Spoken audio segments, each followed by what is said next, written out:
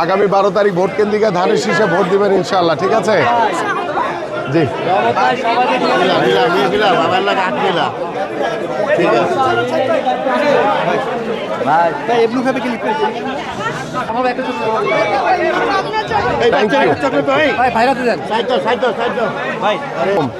12 তারিখ ভোট কেন্দ্রে গিয়ে আল্লাহর নামে ধানের শীষে ভোট দিবেন। আর বের করবে না কেউ মা, এখন পার্মানেন্ট স্থায়ীভাবে থাকবে। আচ্ছা এগুলি দেখবো, এখনো কি ভিতরে নাকি বাইরে? কি সমস্যা আইসেন এক সময় করে, আপুদেরকে নিয়ে আইসেন, আমি দেখবো না। ধানের শীষে ভোট দিবেন ইনশাল্লাহ, ঠিক আছে?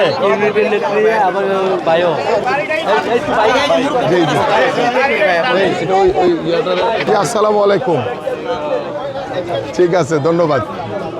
আগামী 12 তারিখ আল্লাহ বাঁচায় রাখলে ভোট কেন্দ্রিকে ধানের শীষে ভোট দিবেন ইনশাল্লাহ। ধানের শীষে ভোট দিলে আপনাদের এলাকার গ্যাসের সমস্যা, পানি, এই যে ড্রেনেজ পানি উঠে যায়, এগুলি সমাধান করা হবে। এটা লেখা 3 ভোট কেন্দ্রে যাইতে হবে কিন্তু ইনশাল্লাহ। ধানের শীষে ভোট দিবেন, ঠিক আছে? আচ্ছা চুপ থাকেন, আমি দিচ্ছি। আমি শতভাগ আমার এই এলাকার জনগণকে আশ্বস্ত করতে চাই, আপনারা স্বতঃস্ফূর্তভাবে ভোট কেন্দ্রে ভোট দিতে পারবেন ইনশাল্লাহ। আমার এই এলাকায় আইন শৃঙ্খলা পরিস্থিতি অত্যন্ত স্বাভাবিক আছে এবং অত্যন্ত শৃঙ্খলাবদ্ধ হয়ে আমরা চেষ্টা করছি একটি অবাধ সুষ্ঠু নিরপেক্ষ নির্বাচনের অপেক্ষায় রয়েছি। সো এখানে আইন শৃঙ্খলা পরিস্থিতি নিয়ে কোনো সমস্যা নেই এবং আমাদের নেতাকর্মীরা সকলেই সতর্ক রয়েছে।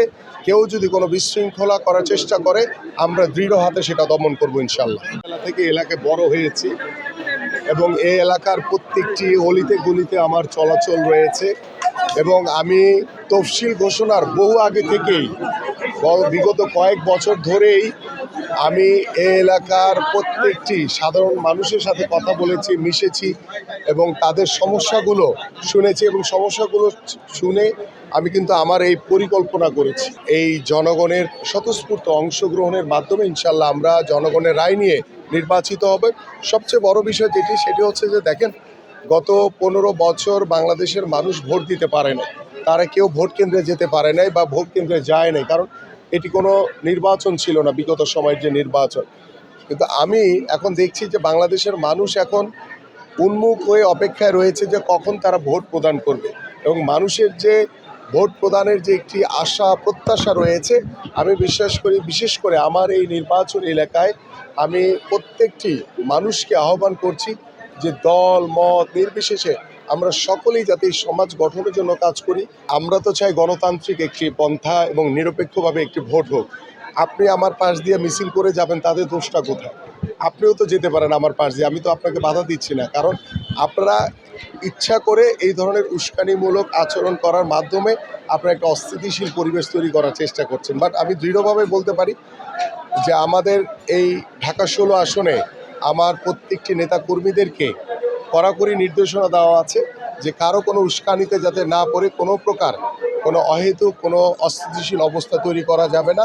আমরা শতভাগ ধৈর্যশীল সহনশীলতার পরিচয় দিব। নিরপেক্ষভাবে আমরা আগামীর 12 তারিখ ব্যালটের মাধ্যমে জনগণের উপর আস্থা বিশ্বাস রেখে আমরা আমাদের 12ই ফেব্রুয়ারি ত্রয়োদশ জাতীয় সংসদ নির্বাচন শেষ করতে চাই ইনশাল্লাহ। বাংলাদেশে আমরা জনগণের রায় নিয়েই ইনশাল্লাহ নির্বাচিত হব।